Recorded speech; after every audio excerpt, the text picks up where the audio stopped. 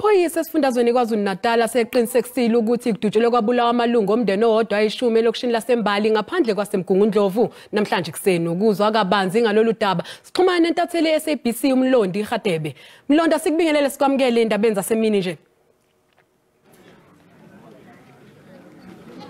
Angibingelele sisendaweni lapha emgungundlovu embali unit 13 la kwenze khona isigameko sokuthi kudutshulwa amalungu omndeni ayishumi kanti kuthe kuse leyo scene se-active kwabuye kwaba khona lapho ekuthe athi amaphoyisa athole ubufakazi khona lapha emndenini kwathi mayithi alandela ubufakazi abuthole emndenini asethola ukuthi kukhona amadoda amane nokuthe uma ngabe esondela kulowo muzi amaphoyisa lamadoda asevulela ngenhlava ebhekise emaphoyiseni kwase kuba khona ukudubuleka komsolwa oyedwa kwathi kwabasolwa ababili oyedwa washonela enkundleni oyedwa wathathwa wasesibhedlela oyedwa waboshwa kwathi oyedwa kanti usagcwele inkala amaphoyisa samfuna kanti lapha eduzane kwami kunelungu lomndeni esizokhuluma nalo sizwe nje kabanzi ukuthi umndeni uthatha kanjani lesigameko. Siyabonga isikhathi sakho siphezona sicela sipha amagama akagcwele bese usichazela njengesigameko sehlile ekhaya. Alright, igama nguSiyabonga Mndebele. Kahle kahle ngilona ilunga lomndeni but ngiyi-family friend. Mhlambe siyabonga nithole kanjani ngalesigameko esehlile la ekhaya nokuthi ikuphi enikusolayo njengamanje? Kuke ngathi siyakusola njengamanje. Njengoba de khona bomthetho ibona bazodlala indima yabo. Bathola ukuthi kwenzakaleni. Bese kuukuthi bayakwazi ukuthi mhlamba trace ukuthi kuyambandakanya yini nalokho kwenzeke kubaba ngoba ubaba wadutshulwa ngonyaka odlule.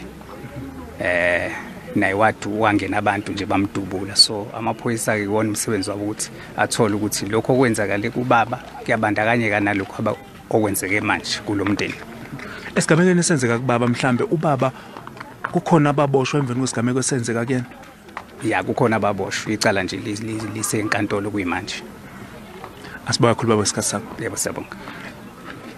Amalungu omndeni namalungu omphakathi lapha kule ndawo akhombisa ukuthi lesi sigameko siwathuse kakhulu ngoba uma sizama ukuxoxa nabo uyakubona ukuthi basasaba ukuthi baxoxe kanti ngizosuka nje kafushane ukuze nibone ukuthi nanti ikhaya lele kwenzeke kulona isigameko la kuthe kwangena khona abantu ekuthiwa badubule bavulele ngenhlavu kwalimala amalungu omndeni noma kwashona amalungu omndeni ayishumi kanti ingane kuthiwa isesibhedlela nekuthe kamuva base bekwazi ukuthi amaphoyisa atrace akwazi ukuyothola basolwa laba abathi bayabasola ukuthi ibona bathinteka kakhulukazi kulesi sigameko nokusolakala ukuthi ke bebekade beyokwenza i-cleansing ceremony noma bekade beyenohlelo lokuthi bageze nokuthi kusolakala nokuthi kunenyanga ekhona phakathi kumanje kusazama ukuthi kutholakala ukuthi inyanga ebeyigeza lamalungu awu4 asolwa ngaleli cala bekwenze njani. Asibuyisele intambo kwena studio.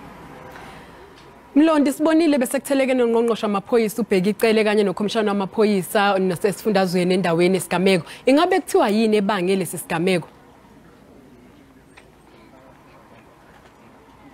Okwamanje akakaziwa ukuthi isigameko sibangwe yini ngoba amaphoyisa asazama ukuphenya ukuthi ngabe kwenzekeni ukuze kufikelele lesigameko kodwa ungqongqoshe wamaphoyisa kanye nokhomishana wesifundazwe saKwaZulu-Natal no-National Commissioner bafikile lapho kuzobheka ukuthi kulesigameko kwenzekani nokuthe njengoba ngisho ukuthi kuthe bese lapha kuleli khaya kwase kuvela ukuthi sekudubuleke laba abanye kulwena enye indawo naye uthe ubheka icele naye waveza ukuthi i-police station yaseplaces layer njengoba sazi ukuthi ihlala njalo ibalwa nama-police station aku-top 5 enza ubugebengu kakhulu eNingizimu Afrika ethi uyiphosela iso kakhulu nokuthi kulindeleke ukuthi bakwazi ukuthi bahlanganise ithimba elizokwazi ukuthi lilekelele ukuthi lesi station sisebenze ngendlela ngoba kuyabonakala kahle kamhlophe ukuthi umphakathi wale ndawo osetshenzelwa iplaces layer awuphephile ngoba izigameko zodlame nokubulawa kwabantu ziyaqhubeka nokwenzeka minyaka yonke.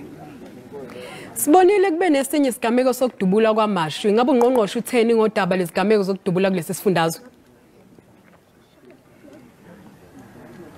Ungqongqoshe uveza ukuthi kuyakhathaza kakhulu esifundazweni saKwaZulu-Natal ukuthi kuvele izigameko ezifana nalezi ngoba njengoba usho ukuthi kwamashu izolo kwenzeke isigameko esifana naleso la kudubuleke khona amalungu awu4 omndeni kanti kuthe everelem kwaba khona isigameko futhi nakhona esicishe sifuze lesi la kube khona ukudubuleka khona komnikazi wamatekisi nokuthe futhi kwenye yezindawo kwakhona odutshulwayo futhi nakhala kakhulukazi ngokuthi izibhamu lezi ezibonakala ukuthi zisekubantu laba engafanele ngabe zikubona kufanele zitholakala lezo zibhamu ukuze akwazi ukuthi amaphoyisa enze umsebenzi kangcono ngoba ukusho uma ngabe izibhamu zisebantwini abathwaye bazigebengu kuzoqhubeka kube nezimo ezifana nalezi.